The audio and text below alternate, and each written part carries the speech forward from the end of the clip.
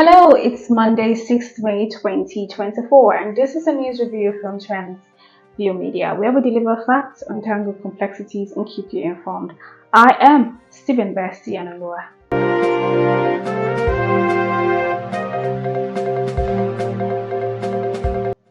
President Bola Ahmed Tinubu is expected to receive reports on the performance status of the federal government's ministries, departments, and agencies for the first quarter of 2024.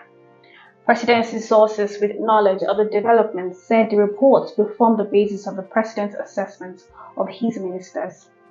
The first quarter assessment report will be a product of a joint effort of the ministers, citizens, and industry experts. The Attorney General of the Federation and the Minister of Justice, Lateef Fagbemi, FAAN, has promised a review of the law criminalizing suicide attempts in the country. He gave promise that when he received a delegation from the ASIDO Foundation, a non-governmental organization promoting mental health advocacy and reforms. This was disclosed in a statement made available to newsmen in Abuja yesterday by the Special Advisor to the President on Communications and Publicity, Office of the AGF, Kamarudin Ogundele. According to the AGF, health was one of the priority areas of the administration of Bola Ahmed Tinubu.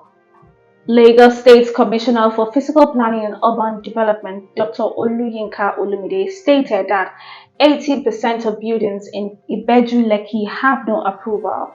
He disclosed this in a recent interview with newsmen, where he noted that a layout permit cannot be obtained if it is not zoned out for the purpose it was designed for and for the purpose it was being requested.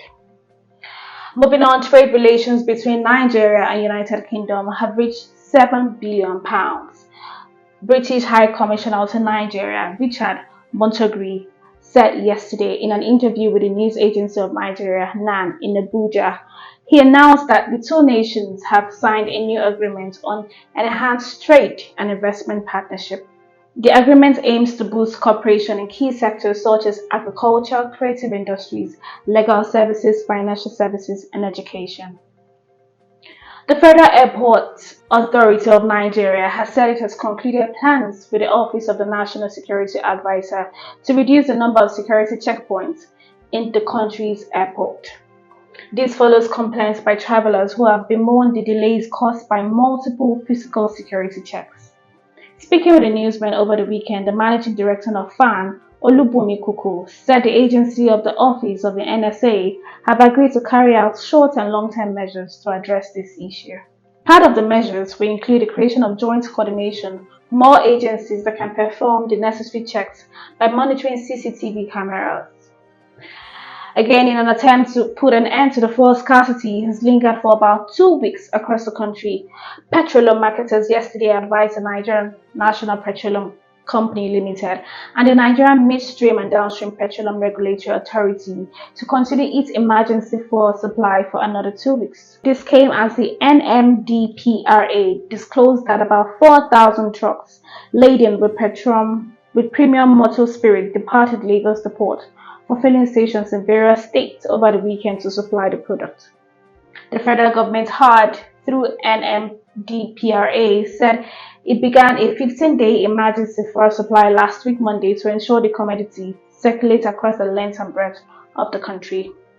The government also disclosed that the vessels on ports and PMS would continue to berth at the shore of the discharge fuel to different depots, from where the products would be distributed to different filling stations.